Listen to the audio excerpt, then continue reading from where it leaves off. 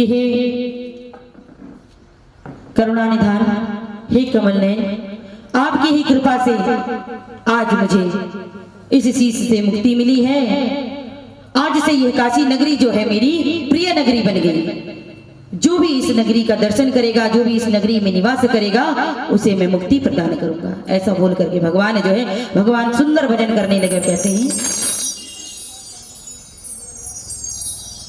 मेरी बाकी बिहारी कन्हैया,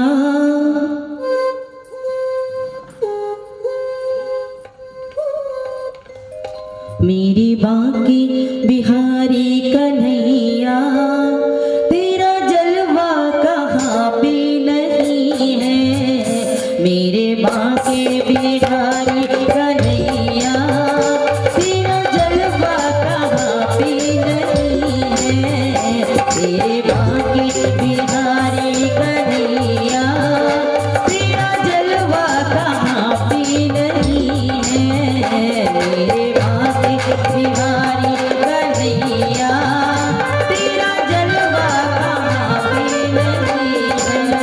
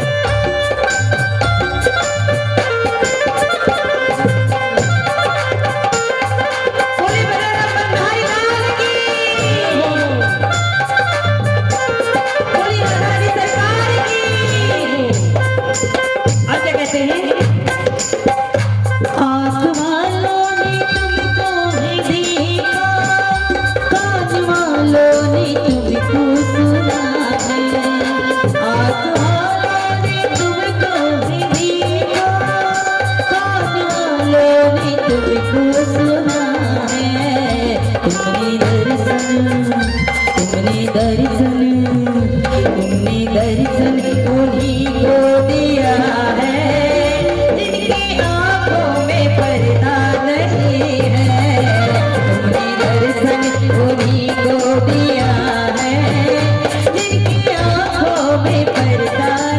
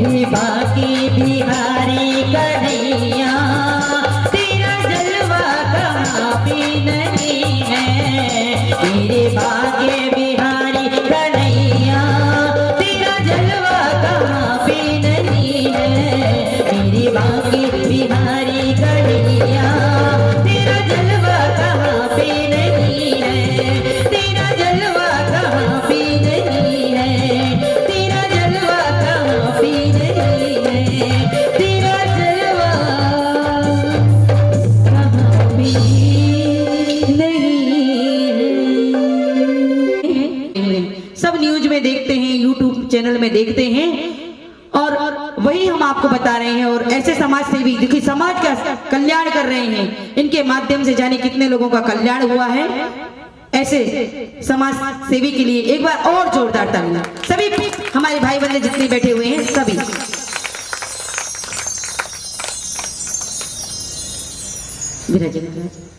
शिव शंकर भोलेनाथ नेत्र बंद करके उन्हीं के ध्यान मग्न हो गए।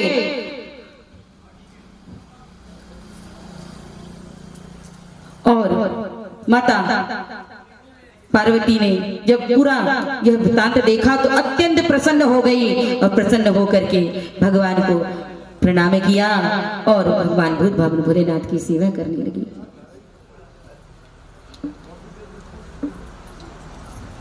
एक समय की बात है, लीलाधारी परमेश्वर हमारे प्यारे शिव शंकर भोलेनाथ एकांत में बैठे हुए थे और उसी समय माता सती वहां आती हैं और आकर के देखती हैं कि आकाश मार्ग पर बड़े ही भीड़ भाड़ है, बड़े कोलाहल बिल्कुल मचा हुआ है, पुष्पक विमान आ रहे हैं जा रहे हैं। तो शिव शंकर भोलेनाथ से पूछती हैं कि हे नाथ कोई उत्सव है क्या? बोले देवी हाँ है उत्सव। बोले ये विमान किस ओर को जा रहे हैं? बोले आपके पिताश्री के यहाँ जा रहे हैं। पिताश्री कौन? सती के पिता कौन थे? दक्ष प्रजापति थे वो। और जब हमने बोला कि बिना साहस के अगर कोई उपाधि हमें प्राप्त हो जाए, कुछ उपयोगिता अगर हमें मिल जाए तो उसका दुरुपयोग करने लगते हैं, अभिमानी हो जाते हैं। क्या हो जाते हैं? अभिमानी। तो पुत्री बड़ी प्रसन्न हुई, बोली अरे हमारे पिता के यहाँ यज्ञ हो रहा है, हवन हो रहा है, तो हमें तो जाना ही चाहिए। तो बोले देवी, बोले हमें न्योता नहीं आया, हमें उन्होंने इनविटेशन कार्ड नहीं भेजा, हम नहीं जाएंगे। मैया कहने लगी अरे कैसी बात करते हो आप, पुत्री को पिता के घर जाने के लिए कोई इनविटेशन कार्ड चाहिए क्या? बोले हम तो जाएंगे। शिव शंकर भोलेनाथ ने बड़ा रोकने का प्रयास किया, किंतु मैया कहती नहीं हमें तो जाना है। और मैया जिद में अड़ गई कि नहीं हमें जाना है। तो शिव शंकर भोलेनाथ कहने लगे कि ऐसी जगह जाने का कोई लाभ नहीं है जहां पर हमें लोग शत्रु के भाव से देखें, जहां मान सम्मान प्राप्त ना हो, ऐसी जगह कभी नहीं जाना चाहिए। सभी माताएं बहनें बंधुगण सज्जन वृंदों से हमारा अनुरोध है कि जहां आपको मान सम्मान की प्राप्ति ना हो, जो आपसे ईर्ष्या द्वेष रखे, उसके यहाँ नहीं जाना चाहिए। अब दक्ष जो है जमाता है माता सती की, जो है पिता हैं भूत भवन भोलेनाथ, उनके जमाता हैं। और वो ये सोचने लगे कि भाई सती तो बड़ा आग्रह कर रही है कि हमें पिता के घर जाना है, और भूत भवन भोलेनाथ को तो ज्ञात था कि वहां जाएंगे तो कुछ ना कुछ अनिष्ट होने वाला है। बहुत रोकने का प्रयास करते हैं, क्यों अनिष्ट होने वाला है? दक्ष जो है सती के पिता भगवान भूत भवन भोलेनाथ से बड़ा ही क्रोध रखते थे, बड़ा ही द्वेष रखते थे। क्यों?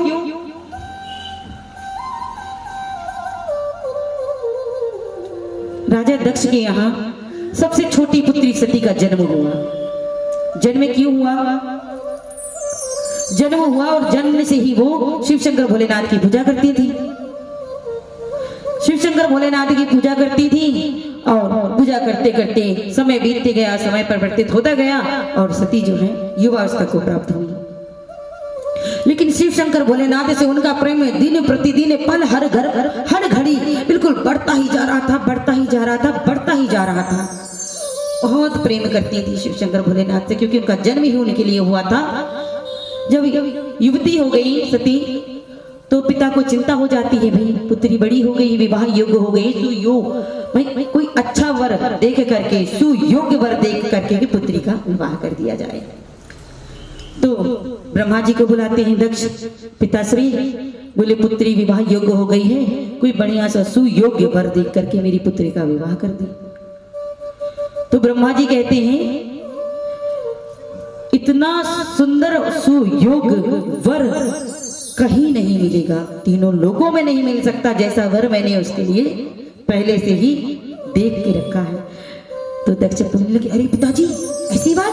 बोले बताओ तो जरा कौन है, हम भी तो जाके मिले जरा, देखिए कितना रूपवान है, कितना गुणवान है, कितना धनवान है, सोने की उसके पास महल है कि नहीं, मेरी पुत्री को सोने के बर्तन में भोजन करा सकता है कि नहीं करा सकता? भाई मेरी पुत्री तो यहाँ सोने के बर्तनों में भोजन करती है, सोने के महल में रहती है, दास दासियां उसके पीछे घूमती रहती हैं। मेरी इतनी सुंदर सुकोमल पुत्री है, परम सुंदरी, सती इतनी सुंदर की उनकी सुंदरता के आगे किसी की सुंदरता टिकती नहीं थी, इतनी सुंदर दिव्य सुंदरता थी उनकी। अब जब ब्रह्मा जी ने ऐसा कहा कि भाई मैंने सुयोग वर पहले से ही देख रखा है, दक्ष ने बोला पिताश्री मैं भी देखना चाहता हूँ, दर्शन करना चाहता हूँ। बोले पहले उनका नाम ही बता दीजिए, आप दर्शन बाद में कराइए, नाम तो बता दीजिए। बिल्कुल उत्साहित हो गए। कभी कभी माता पिता बड़े उत्साहित हो जाते हैं जब कोई अच्छे लड़की की खबर अपनी पुत्री के लिए आता है कि भाई देखो वहां बहुत अच्छा लड़का है, नौकरी सर्विस में है, देखने में भी सुंदर है, परिवार भी सुंदर है। तो माता पिता बड़े उत्साहित हो जाते हैं, बेटी के माता पिता, पुत्री के माता पिता बड़े उत्साहित हो जाते हैं, कहने लगते हैं अरे जाके नाम तो देख ले, नाम देख ले, पहले गुणान जो है ना गुण मिला ले, उसके बाद फिर जाके दर्शन करेंगे, देखेंगे। ऐसे ही बड़े उत्साहित हो गए दक्ष और पूछने लगे पिताश्री नाम तो बता दीजिए। जब ब्रह्मा जी ने नाम बताया कि शिव शंकर भोलेनाथ से बढ़कर इस संसार में कोई भी जमाता नहीं बनने योग्य है आपके, जैसे ही उन्होंने शिव शंकर भूत बावन भोलेनाथ का नाम लिया, दक्ष की भवें तर्रा गई क्रोध से। बोले वो विकट वेशधारी, हड्डियों कपाल की माला पहनता है, हड्डी धारण करता है, मुर्दे की राख मलता है, भस्मी धारण करता है। बोले उसको अविनाशी, उसको मैं अपनी कन्या दूंगा।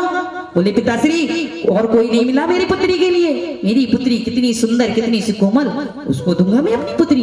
कताबी नहीं, बिल्कुल नहीं। अब ब्रह्मा जी कहने लगे पुत्र सती का जन्म ही शिव के लिए हुआ है। बोले नहीं पिताजी मैं तो इस बात को नहीं मानूंगा, मेरी पुत्री सारी उम्र घर में बैठ जाए परंतु मैं ऐसे वर को नहीं वरूंगा अपनी पुत्री के लिए। आप भी देखते हैं कभी कभी ऐसा होता है, लड़का बड़ा रूपवान है लेकिन उसमें कुछ अवगुण है, चलता है उसको भी चलता है, कहते अरे हमारी बेटी घर में बैठी रहे, अब इतना रूपवान है लेकिन रहने दो, हमें नहीं करना ऐसी जगह शादी। अब बहुत अवगुण हो जाते हैं आज के समय में, तो खाना और बहुत सारी चीजें करना ये तो आम बात हो गई है।